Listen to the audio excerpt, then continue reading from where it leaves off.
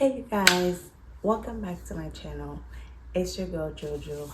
My full name is Gillette, but I go by Jojo and the kids. So welcome back to my channel.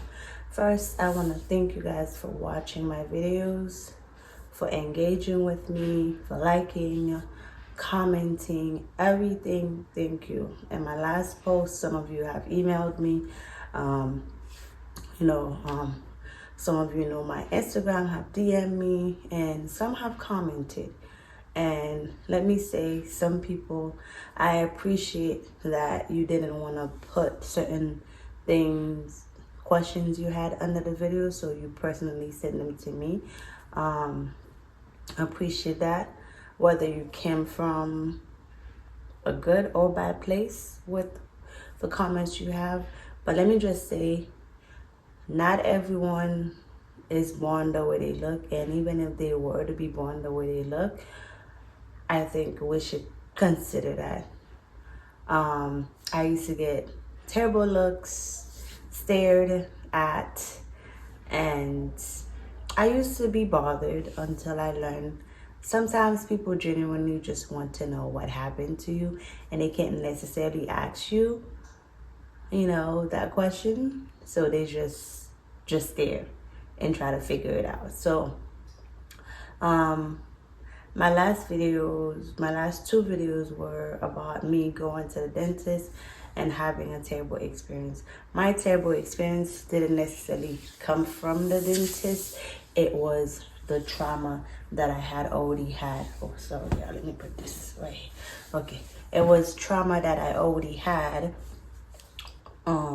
from past incident or accident that have happened in my life. So I have my tea here, so I might be sipping it from time to time.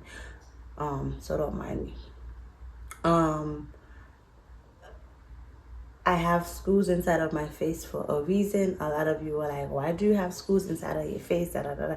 Well, your girl has been through some things in life, and part of it was my face was completely destroyed back in 2010. I went through a horrible earthquake in Haiti, and yeah, it destroyed my face, and I needed to have reconstructive surgery to, kind of bring me back to as close as possible to what I looked like before the incident happened. Before the incident happened, my face wasn't so large. If you can see from my forehead and down here, you could probably tell that I had more of a long face, which is why most people don't get it when I say my son and my last born looks like me, because they have my shape of face. But yes, so in 2010, January 12th, 2010, around 4 p.m. ish, horrible earthquake hit Haiti, and it hit hard, and thousands were injured, thousands died, if not more. I'm not sure. I don't have the actual facts. It's not the thing I like to look up. So yeah, a lot of people were hurt, a lot of lives were lost, and part of the people that were hurt I happened to be one of them. This is solely my story, nobody else's story. Everyone went through it their own way. I remember that day specifically being a school day, and I was supposed to be in school, but however I wasn't. My mom had just given birth about 5 weeks prior, and she couldn't go hustle to make money to send me to school to pay my school fees. Therefore, I couldn't go to school, because had I went to school, they would have sent me back home. So I stayed home. I was crimping all day, so I was basically at my friend's house crimping all day. Now one time I started feeling a little better. I got up, tried to walk around and go outside. I sat outside for like a quick second. I saw my mom leave my house to go to my aunt's house that was down the street, and the baby was sleeping on the bed. You can't do that in Haiti now, because everybody's looking out for each other. And I was right by the house too. And was there, but he's not like, I don't know how to explain it. He's very slow, but not because he's actually born, so that's just how he was. Um, so I remember my baby sister sleeping in the bed, like I said, 5 weeks old, and I'm outside, and then I just heard this noise, very confusing noise, because I was trying to figure whether it was rocks being thrown, whether it were people fighting, and running and stuff. Then I look up, then dust, like it was all dusty, at this point, so I had never been in such um thing in my life, so I didn't understand what was going on until everybody started running. And then I look over my shoulder, the house that was right next to me is like collapsing. So then it clicked in, oh, something is going on. So I ran towards my house to try and grab my baby sister. Like I told you guys, normally I know my stepdad at the time was a very slow man. He does not move as he should. My mom nearly died. If it wasn't for me, she would have died in his hand that day. My mom, trust me, when she was giving birth to my sister, he's not one to make quick decisions. So I try to run towards my house to go get my baby sister. As I was running, I grabbed onto this girl that was running too, because I could feel my face. Like I was running, but it's like I was moving backwards as I was trying to go forward. Like, I don't know if you get that. Like the ground is like moving, so like it's almost like you're not going anywhere. So I grabbed onto her to see if cause at the time, you guys, I had just turned 15. Very tiny. I came here, I weighed about 104 pounds when I came to the country. So you couldn't imagine. So as I grabbed onto her, of course, everybody trying to save themselves. She went ahead and went like this, and I fell. And then where I sat up at, where I because I fell onto my butt, so I sat. And then the house that was falling on me, it didn't fall, y'all. If I can give you a vivid picture, is really someone taking bricks and just throwing them at you. But it's not one person, it's multiple, because it's coming at you so fast, like a machine almost, and there's no control of it. And I'm taking most of the hit on one side of my face, which was this side, which is why it's injured more. However, both of the side of my face were injured. This eye took about 2 months to open. This one, 3.5. And when it finally opened all the way. Then this scar right here is tiny. I'll try to give you guys close-ups of my face as much as possible, but I'm sure you guys have seen them, because you guys have literally sent me questions and I try to reply in as much as I can. I do have 3 kids and I run a business, so it's hard, but I do reply as I can. So yeah, this was huge. Like, it was a huge opening where you can see inside of my head. So when everything calmed down, I remember just losing a lot of blood. I was sitting, just my hands were on my knees. I was sitting because my leg, the way I was sitting, I had a break that hit my leg down, but not that much. It's just that my head at this point was bleeding so much, and my eyes were closing shut.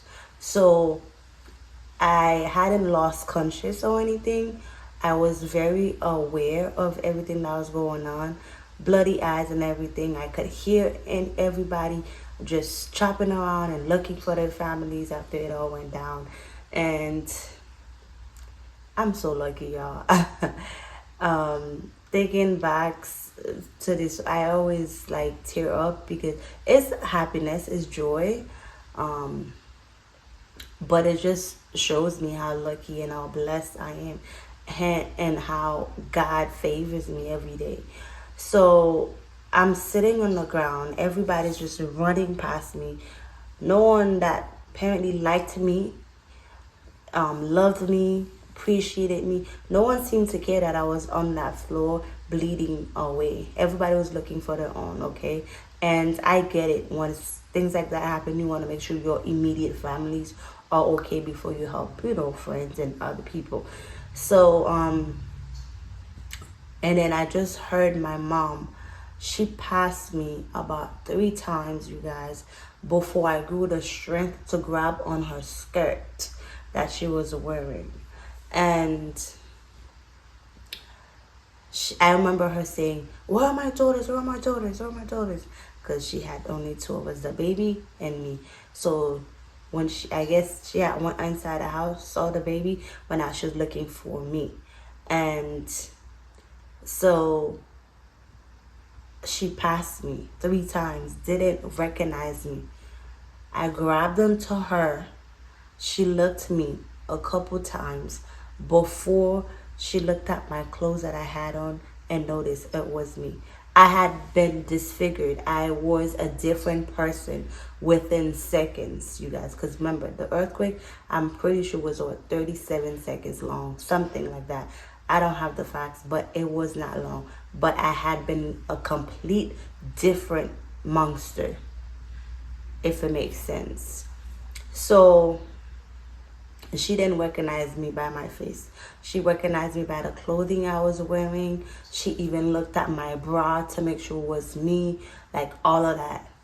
And then looked at my feet. Me, the way my toes are made, not many people have those their toes like that. Like the little fingers, they all the same length, and then the big thumb is like the long one. So she looked at my feet and she's like, and my mom has those same feet. It's like, "It's really my child." And she started screaming to the top of her lungs. Mind you, she had just had a baby 5 weeks ago. So trying to lift me, I was always heavier than my mom. 104 pounds, so you can imagine how much less my mom was. I was always bigger and heavier than her. So she couldn't exactly lift me, being that she just had a baby. And like, it just wasn't doing it, okay? So she started screaming for help, asking this guy for help, and the guy was like, "I'm trying to help my wife, leave me alone," type of thing. And then I remember my beloved cousin who came to my rescue threw me on his back and started walking the streets. There were no car, nothing, no hospitals, just trying to find somewhere to save my life at this point. So the afternoon was a horrible afternoon. Whenever they realized there were no hospitals that they could take me to, and trying to drag me on at some point, make me walk. I couldn't walk, couldn't see nothing. So I couldn't talk because I was in so much pain and trying to, like, when you're in pain, this is why I endure pain well, you guys, because I've been through so much. When you're in pain and you trying to fight your pain, is a lot. Imagine your whole head has opened up, air is coming in, like everything feels different.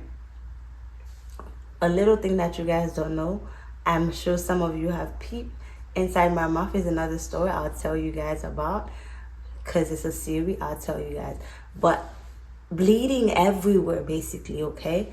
And to try to walk and trying to do, you can't. So they eventually wrap a towel around me to try and stop bleeding. Remember, nobody's nurses or doctors. Everybody's fighting for their own. They try to do what they could to save my life, but nothing worked. The towel just got bloodier and bloodier. And I remember thinking, I'm anemic and I'm losing all this blood, I'm about to faint, and this and that, but I can't communicate nothing with them because there's literally nothing I can say but try to fight the pain that I was feeling at the moment. And at some point, I remember them saying, so-and-so knows a little about medicine. When I tell you, they tied my feet and my hands together and took needle and thread and sewed the shit up themselves to try and like close the wound. At least it would stop the bleeding. It didn't. Then they tried to shove pills inside my mouth so I could be in less pain. Couldn't swallow it. But what they hadn't realized, it was the worst part of it. It was what happened inside my mouth. Didn't realize that. So, I don't know why I'm like, I could feel that I'm getting emotional. Don't mind my little nervous laugh. That's when I get emotional about things and remember things vividly. I just do this laugh. That way I don't cry. Okay? So bear with me. I just remember the amount of pain and suffering I went through for those couple of days that I stayed in Haiti. I think it was 10 days. And then the next day, didn't sleep the whole night because then while we were trying to sleep, people were trying to steal stuff. And they were talking about there's a tsunami coming towards us. So people were like getting up. And imagine my mom with a baby. Everybody sleeping on the street, by the way. Nobody trusted their own home to sleep inside of it. Everybody brought their bed sheets or whatever they had, brought it outside and slept on it on the dirty floor, like just like that. And that was also me too. And I don't know how I made it through those 10 days being in so much pain, no relief. I don't know how. But I guess when you have no choice, you do what you must. I had no choice. Being dragged around, they put me in the back of a top where my head is going like this, already in pain. And they try to hold my head straight and try to keep me from hurting more. Oh, God, thank you. Because I couldn't do this by myself, you guys. I couldn't. I didn't think I was going to cry. But when God...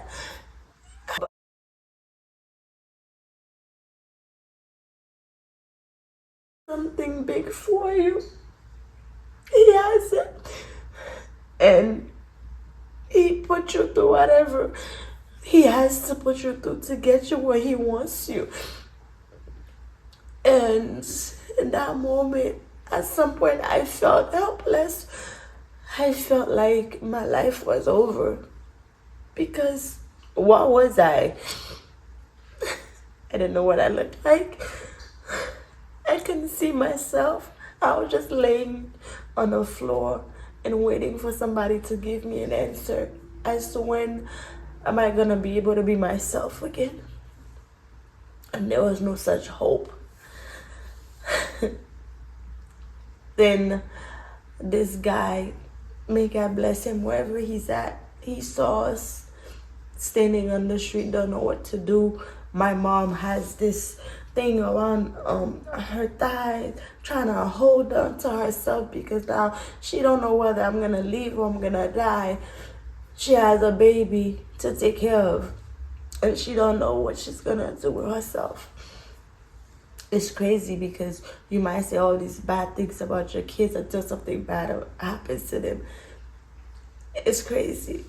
So this guy, he popped up and he said to us, I remember hearing him, he says, why don't you guys take him to, there's this hospital, if I translate it, it's called the Peace Hospital. It's called L'Hôpital La Paix. And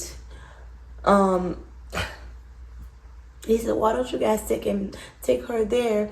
Because they're taking people to Dominican Republic and to other countries to help them medically. Because we didn't have enough help.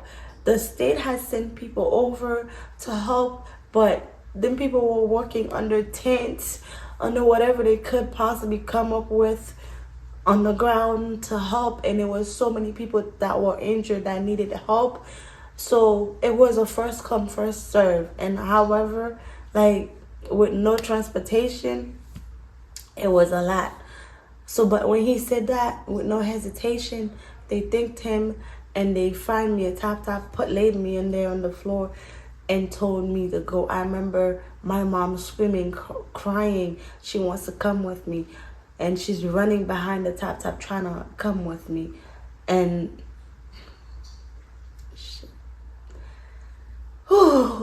And she couldn't because they told her, you need to stay back and take care of the baby. So my cousin, my aunt, and my stepdad came with me. And then my cousin, he was not leaving my side, y'all. He wasn't about to. That was my partner in crime, and I lost him. But and I never mourn him because I don't want to deal with. And it's been 3 years now, but I just can't. I can't. Maybe when I go to Haiti, it'll be different. But he wasn't leaving my side, and when I got to the hospital, my aunt has to go because her little one, she had 3 kids, the little one had a break that hit her head. She has a scar like this, like mine. Not nearly, she wasn't hurt as bad, so they kind of like, I think, put sewed up and put some tape, and she was done. So she had to go back home to that. And so she left me with my cousin and my stepdad. And mind you, I told you guys, my stepdad don't know how to. The man is book smart, but anything else he wasn't. So he did it. And I got to the hospital, and they put IV in me. They said that I needed blood transfusion. Like everything that was, they started doing things to help me be stable, because at this point they knew they were losing me. And then maybe about on January 22nd is when I entered the country. But from January 18 at this point, there's this, I don't know, I wish I could have met her again. I wish I could have thanked her. Now that I know how to speak her language, she spoke English. I wish there were things, now that I'm capable, I'm on my feet, like I wanted to say thank you. Because when I tell you, this woman made it her personal business that I got on a plane and actually made it to the States, because she was not sending me anywhere. She legit told us people, take her there and say this is who sent her and have her taken care of. That was my guardian angel. And she fought. I missed about 3 military planes that were taking people from Haiti to the States, wherever in the state, to get them treated. I missed all of them, with my people being slow and not being able to carry me and running after. I missed them. And then the private one that had them in there, that was strictly the workers, the people that came to help, she told them, take her straight to the hospital. And I remember I landed on top of the hospital. So I'm convinced it was a helicopter, but I don't know.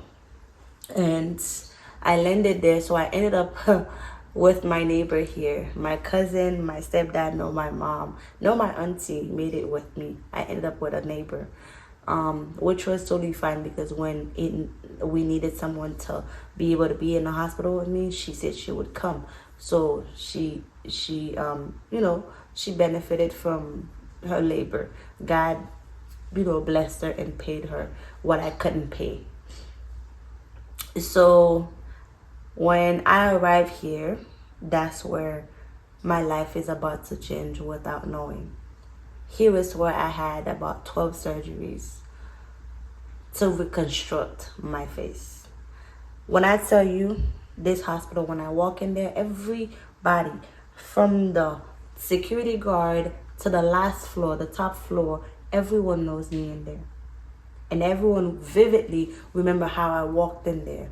Remember how much of a blessing of a survivor I am through God. It made an impact on everybody. That's how bad I looked. I looked hopeless, helpless, but them doctors, after God fought to give me life back, to give me something of an identity back. I remember the doctor asking, do you have a picture of what you look like before, so I could make you as close as possible. And in Haiti, if you don't have that, you don't taking pictures that you gotta go pay for is not the necessary thing you want to do.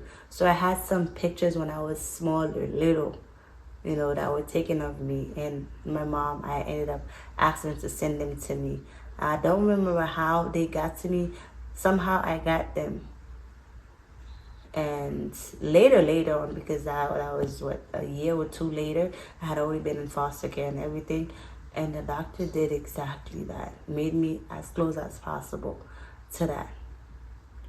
My first surgery, which is where I ended up with screws inside my face, took about, he told me, 22 hours. It took them to operate on me, and that, and it was a lot.